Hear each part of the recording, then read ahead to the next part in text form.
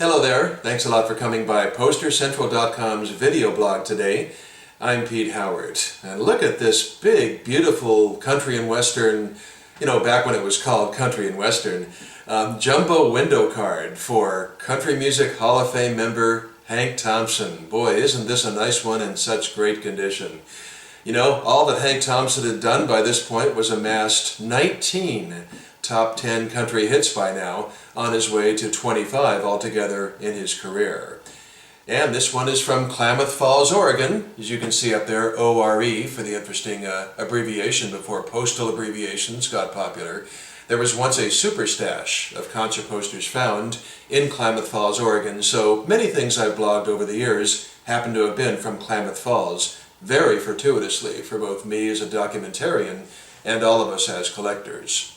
It does say on the floor up there at the top, as you can see, the Armory on Friday, July 1, and it's just got very simple, lovely graphics laid out and printed by Colorcraft, Litho of Oklahoma City.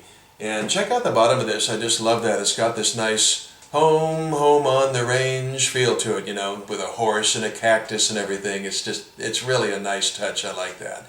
And of course, let's not forget the star, the main words, Hank Thompson and his Brazos Valley Boys. And also, interestingly, in the lower right there, just very simply stated in a white circle, is Capital Recording Artist. So, one thing about my blogs, it's not very often, if at all, that I've had to say, I don't know what year this is from, because usually there's a way to just deduce that down, no matter how simple the poster. Well, this thing was a close call as to not knowing the year. It's very simple and, generic, and there's no song titles, and there's very few words on it, so it was a bit of a challenge. Now, what you do first is go to the perpetual calendar, and Friday, July 1st equaled either 1949, 1955, or 1960. So I had to narrow it down from those 3 years. Well, at the very bottom of the poster, it does mention that Hank Thompson's management is Jim Halsey Management. And that was easily researched. They formed in the early 1950s. So out goes 1949.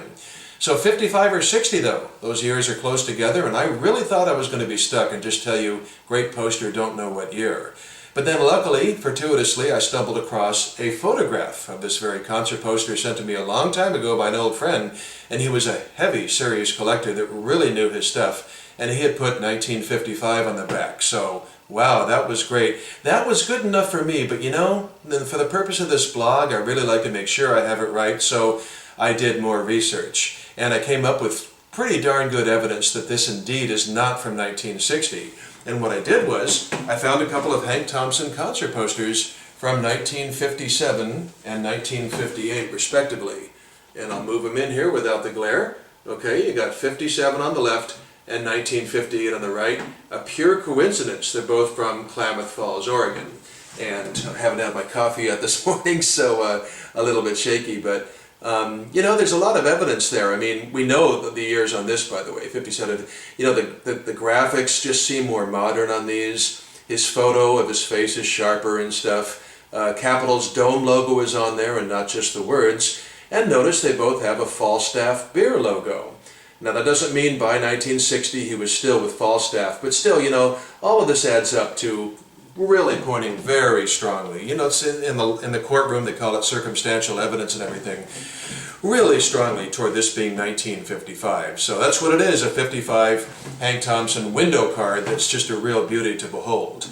And as a PS, that concert poster authority I spoke of earlier, who had pegged this correctly at 1955, well, sadly that friend is no longer with us, but his name just happened to be, maybe you knew him if you're a serious collector, Hank Thompson. That's right, isn't that amazing? We used to joke about that. It's like, hey Hank, how many Hank Thompson concert posters do you have on your wall? I mean, if there was a Pete Howard concert poster, I'd sure have it on my wall. And but he owned a Cadillac dealership down in Raleigh, North Carolina, and to know Hank was to love Hank.